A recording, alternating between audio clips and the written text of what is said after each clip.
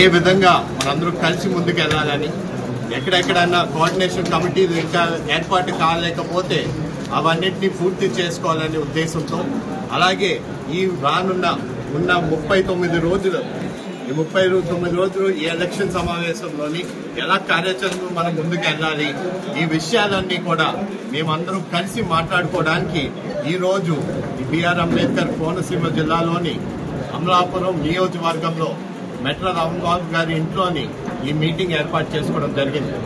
రానున్న రోజులు మీరందరూ చూశారు, ఈ 5 సంవత్సరాలు ఈ వైసీపీ ప్రభుత్వం పరిపాలన ఎలా ఉందో. ఈనాడు ఈ ముగ్గురు పార్టీలు ముందుకు వచ్చినప్పుడు మనం ఏ విధంగా ఈ వైసీపీ అరాచకాలని దౌర్జన్యాన్ని తరిమి కొట్టాలని ఏకైక ఆలోచనతో మేమందరం కూడా ముగ్గురు కూడా కలిసి రావడం కూడా జరిగింది. రేపన్నాడు ఖచ్చితంగా ఇక్కడ పార్లమెంట్ అభ్యర్థులు నేనైనా సరే, 7 నియోజకవర్గ ఉమ్మడి అభ్యర్థులైనా సరే ఖచ్చితంగా రేపు విజయం సాధిస్తారని కూడా ఈ సభాముఖంగా మీ అందరికీ తెలియజేసుకున్నా.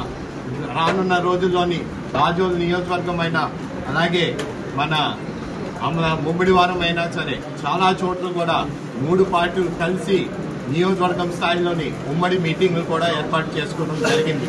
రానున్న రోజు మిగతా చోట్ల కూడా పూర్తి చేసుకుని అందరం కలిసికట్టుగా తిరిగి రేపన్నాడు ఖచ్చితంగా ఇక్కడ అన్ని నియోజకవర్గాలతో పాటు పార్లమెంట్ కూడా అధిక మెజారిటీతో గెలుస్తామని కూడా ఈ సభాముఖంగా ప్రజలకి తెలియజేసుకున్నాం. ధన్యవాదాలు. ఎన్డీఏ అభ్యర్థులని ఎన్డీఏ ఐక్యత,